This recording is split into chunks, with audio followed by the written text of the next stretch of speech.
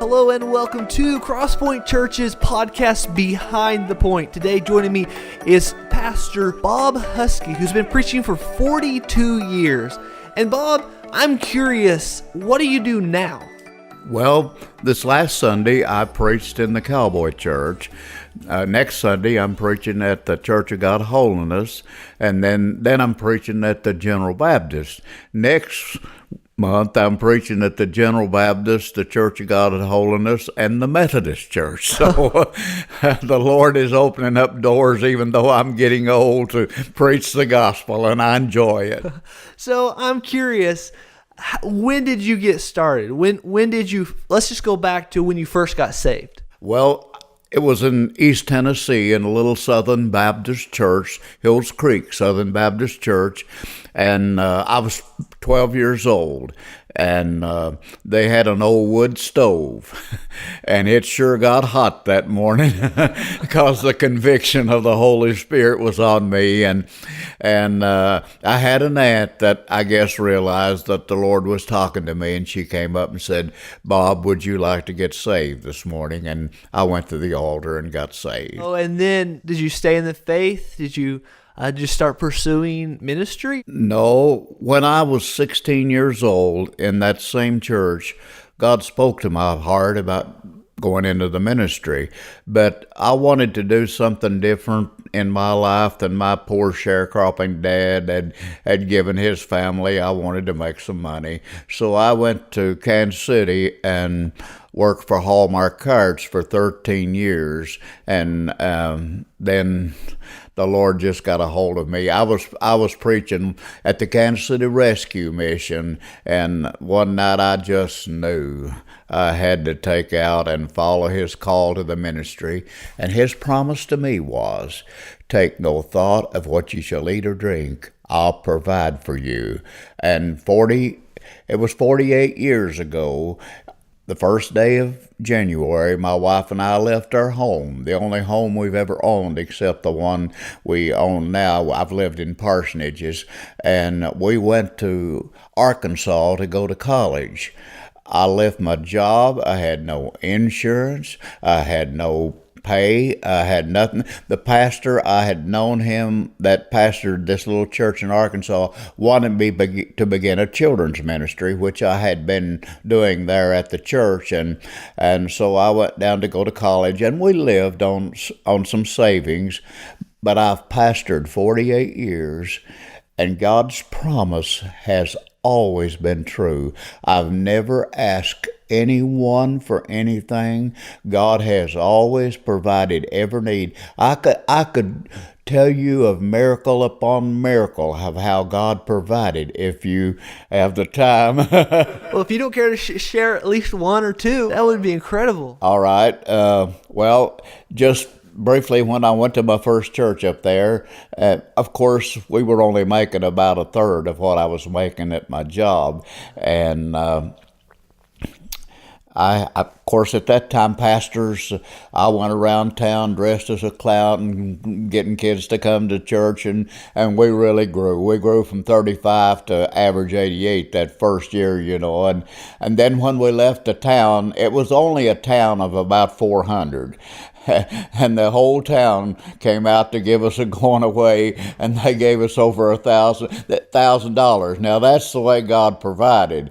And then at Dogwood, when I was there, miracle upon miracle. Here again, one day I needed some money, and I went to the mailbox feeling real blue, and opened the mailbox, and there was a buck knife wrapped in two $100 bills. What I needed, a fellow that I had sat with when his dad died 2 years before had sent that to me. And I could go on. I'll give you a couple more. When I went to Friendship, we'd been pastoring. I pastored 11 years there, and we went to a different type of income tax, and so I ended up that year on $2,150, and we didn't have it. we had obtained the first car that we ever had with air conditioning, an old Dodge LeBaron, and I told my wife the only thing I know to do is sell that car. And a fellow in the church said God woke him up that Sunday morning and wanted them to take a love offering for me. They took a love offering that morning. How much do you think it was? I bet it's exactly $2,155. I had $5 extra. Wow. And I could go on and tell you more. And Piedmont, the only place I ever pastored where the Lord said, I want you to get up and leave without knowing where you're going to go. In the Church of the Nazarene, you know, we have district superintendents, and they call pastors, and if your resume is pretty good, you know, you get several calls because there's a search for pastors that are pastoring growing churches, and so I'd had several calls, but didn't think about that, and the church couldn't understand why we wanted to leave. Everything was going good. We'd been growing, but it was just what God had told me to do, and so the church there was, at that time, now that's been 24 years ago, they were paying me $350 a week, plus I had my parsonage, plus I had all insurance and everything else like this, and I went to nothing. Yeah. I went to zero, and I thought, boy, I'll get a church anytime, Lord. You've told me your promise. So we came up here to this old house that we were beginning to build, and we actually slept in a tent for 5 months. But God provided for us how we lived for those 5 months. Well, the church there came by our last day and gave me over $2,000. Now you're talking about a little church runs about 80 to 100 on all of these, and giving that kind of love offering. Now that's pretty good, but they gave us over 2,000, and that's what we really lived on until we received a call to a church, and you know, God was just so good. The most blessed part of my ministry was those last few years of pastoring. We just saw great growth, you know, among young couples, and it was wonderful. All I'm saying is, if God leads you, step out on faith. Now, I can't say that I always stepped out on faith. I wish I could tell you that I always did. But I failed the Lord sometimes because I worried about this or worried about that. But God has always provided. I've never had a need. Now, I've had some wants.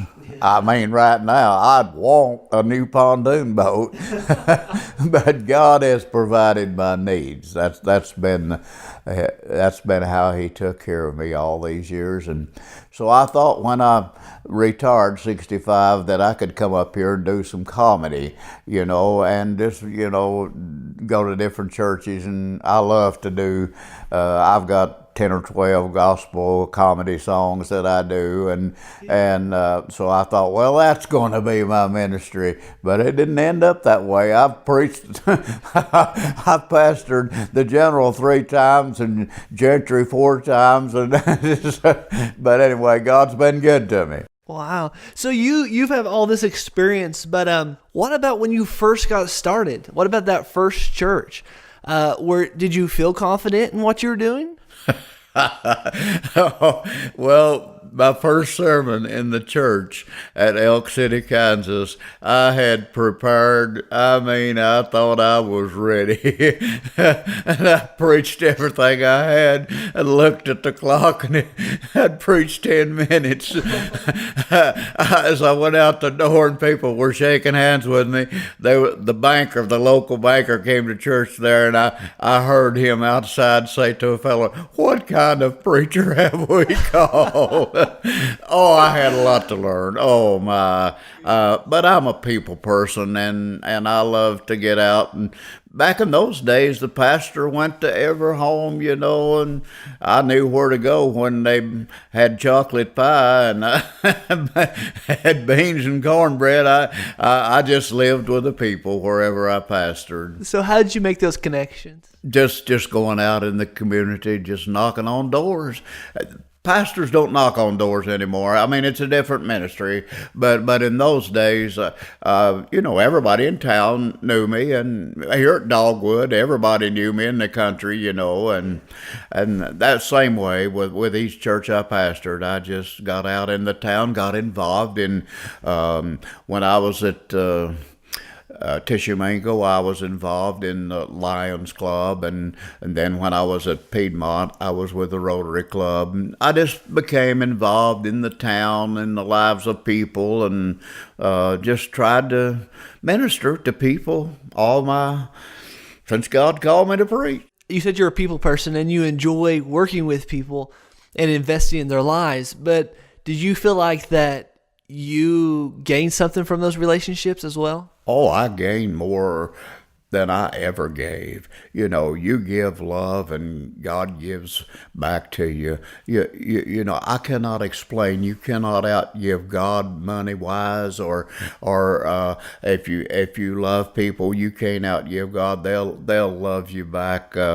I've got two churches now. I'm 79 years old almost, and two churches are asking me to be their pastor again, and I'm just to the place where I don't feel I could adequately pastor, but that's been my life. Not because I'm good, but because I've served God. Not because I've did anything, but because God has blessed me, because I stepped out on faith and hit the sawdust trail. I don't guess they call it the old sawdust trail anymore. I don't think I've heard that. Oh, that's when you go into the ministry.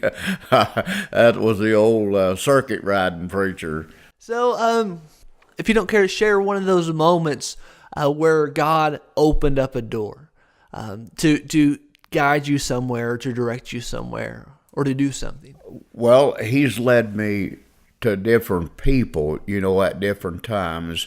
When somebody was needing a pastor, God has led me. Now I have failed a few times. Once when I was at Friendship, they called me. This fellow by the name of Gail was in the hospital, and he was not a Christian, and I had visited with him in his home, and talked to him, but he had not become a Christian, and I felt impressed to go see him that night, but I was tired. Didn't go. He passed away that night. I had to preach his funeral. There's a few things like that I really regret, but the thing that I do really feel blessed about is those times when God's Holy Spirit put upon me an intuition to go call on somebody, because God knows where the needs are at, and He knows who's hurting, and that's the job of a pastor, to be there when someone needs you. People are listening to this, and just listening to this story where God's called you somewhere, and where you built those relationships, and you're investing in people, and you're loving people. I'm sure there's somebody here listening where they wonder, well, what am I supposed to say? Or what am I supposed to do? Whether it's maybe just someone they don't know, or maybe it's a situation where it is hard. What would you say to someone who's saying, I don't know if I can do this? Well, you have to take that step of faith. When you don't know what to say, you don't know what to do, God leads you. Sometimes in a situation, all you can do as you're led by the Holy Spirit is hug. Yeah, and sometimes, there's a comforting word, but you have to be led by the Holy Spirit. There have been times that people have said, I want you to go see somebody, but it's altogether different when God God impresses upon you what you should do. Now, I believe the same way is true with divine healing. I don't know if probably everybody doesn't agree with this, but I don't believe I walk around with the gift of divine healing, but God gives it to me at certain, or has given it to me at certain times in my life where I knew He was going to heal somebody, and you laid hands on them and prayed for them. And then there's been times I've prayed for people just because that was the thing that you wanted to do. It's altogether different when the Holy Spirit leads you to do something for the Lord. And how can someone strengthen that relationship to know that God's calling them to do something, or the Holy Spirit's moving them to go do something? I try to put it out of my mind the first time. Say God is leading me to go talk to someone, I try to put it out of my mind. But if it doesn't go out of my mind, if it just stays there, I know that's what God is leading me to do. Sometimes in the flesh we want to do things, but it's if we walk in the Spirit, that's what's important. Don't always walk in the Spirit, but I wish I did. So years have passed, and you went from starting a new church to maybe getting sermons that are a little longer than 10 minutes. And you feel like maybe you're getting some experience. What were some of the disciplines that you started utilizing in your own life to equip yourself to be a pastor? Okay, that's a very good question. I had to discipline myself to go to my study. Now, different pastors may go at different times, but my time, I had, in a couple of churches, I had a study. One was upstairs above the sanctuary that I really loved, and I called it my prophet chambers. And so I'd go to my prophet chambers early in the morning and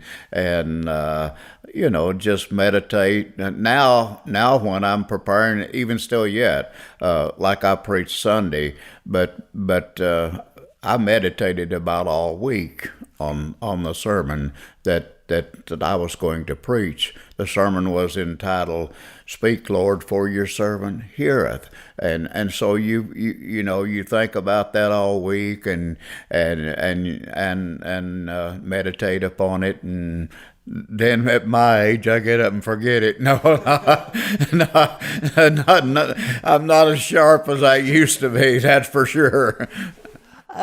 So I'm curious, what was it like in the family life being shifted around to church to church to church? Was that a challenge for you? Was that one of those things that you were able to always invest in your family and lead the home? Do you feel like sometimes it was a challenge to do both? We sat one night a week wherever we pastored as family night, and you never know for sure how your children will grow up, because they make their own decisions and they make their own choice. But I think as a pastor, we're responsible to train them and to discipline them, and so that was my life. I tried to be close, and once a year anyway, I'd take each one of my kids.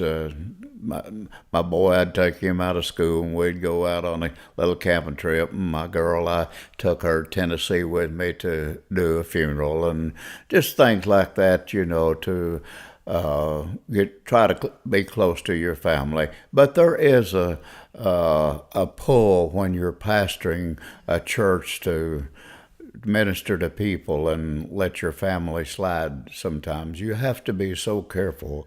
Yeah, leaving a legacy with your family, but also the people around.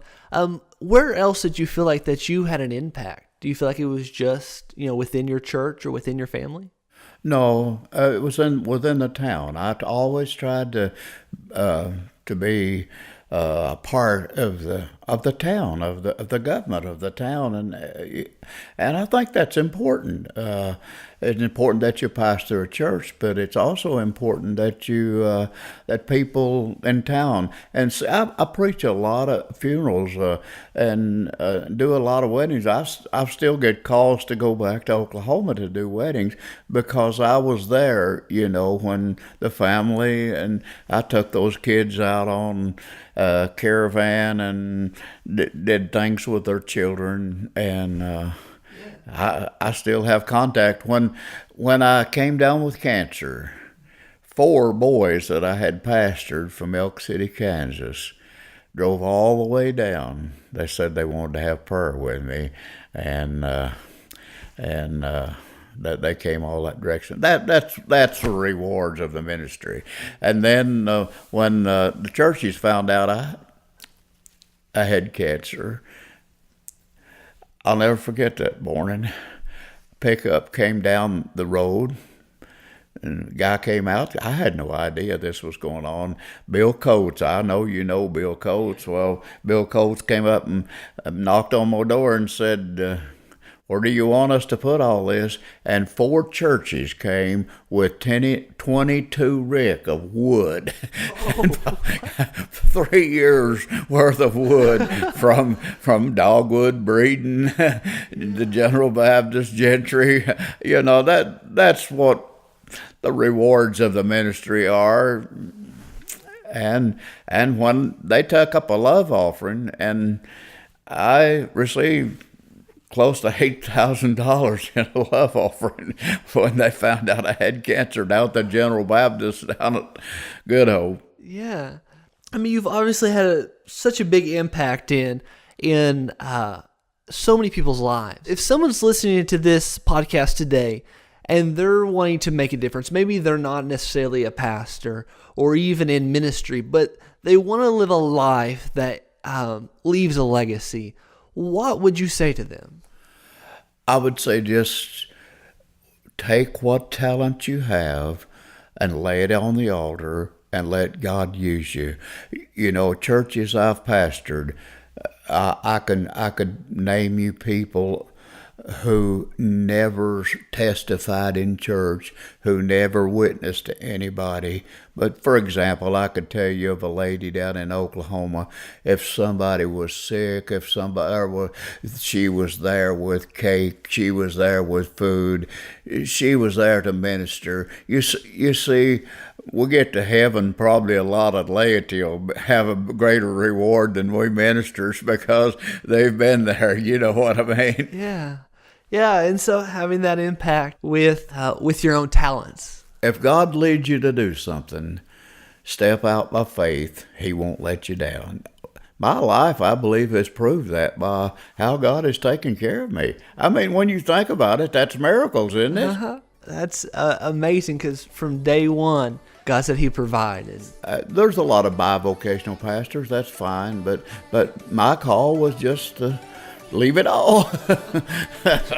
And I've never had to work a day other than be a minister. I feel like you're still affecting lives, still investing in people, still doing the work of what God's called you to do. And that's something that's powerful. Thank you. But I want to thank you for joining us today, Bob. For whoever's listening, you're listening to Behind the Point. This is a podcast from Crosspoint Church. You can also listen to our sermons here on our YouTube channel, as well as we upload daily content to our Instagram page. So make sure to be checking that out. But until next time, my name is Adam Robertson. God bless.